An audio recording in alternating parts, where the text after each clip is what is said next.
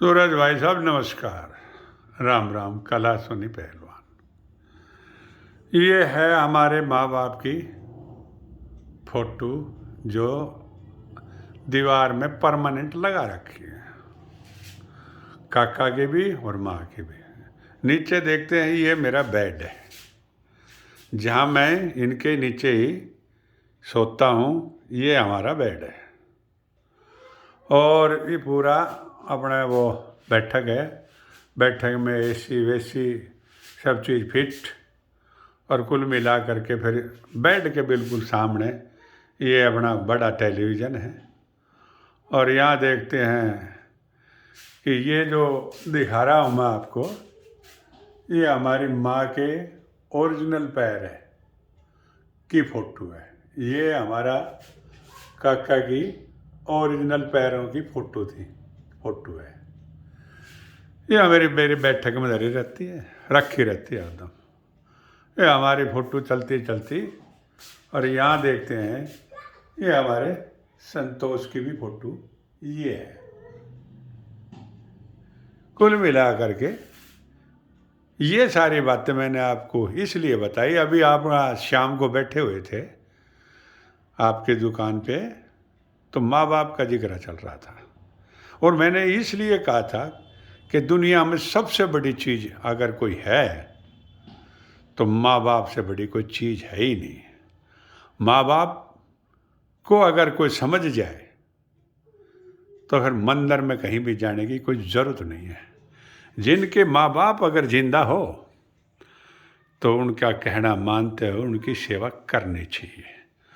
उनके कभी भी किसी प्रकार की ठेस नहीं पहुंचनी चाहिए।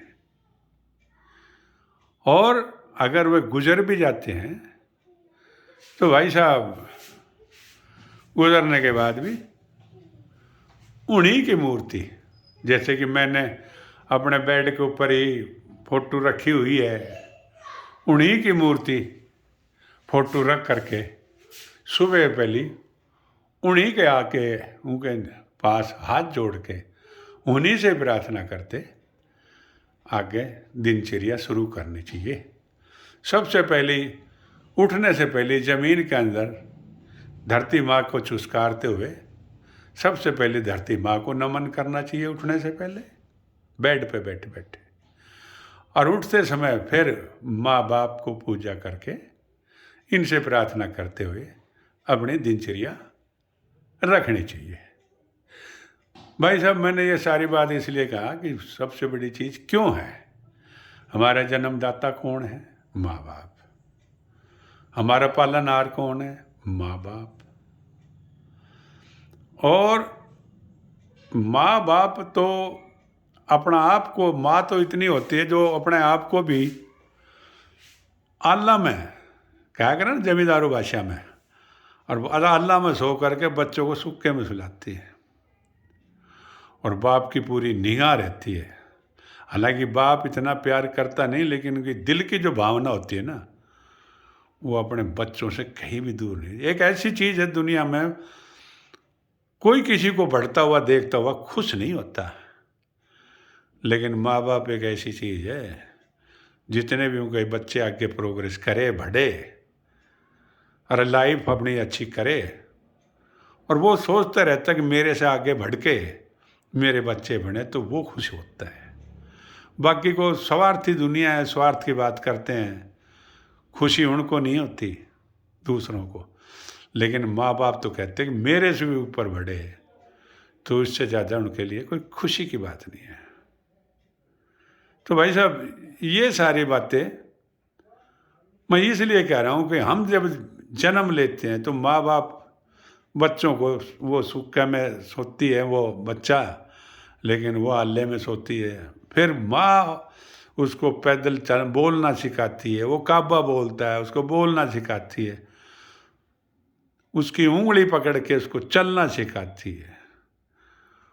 और चलते चलते सारा काम, वो जवान भी होता है तो बाप की पूरी निगाह रहती है उसके ऊपर भी कि मेरा बच्चा किसी न किसी तगड़ा बने, नाम कमाए, आगे बढ़े, ये उनकी इच्छा रहती है।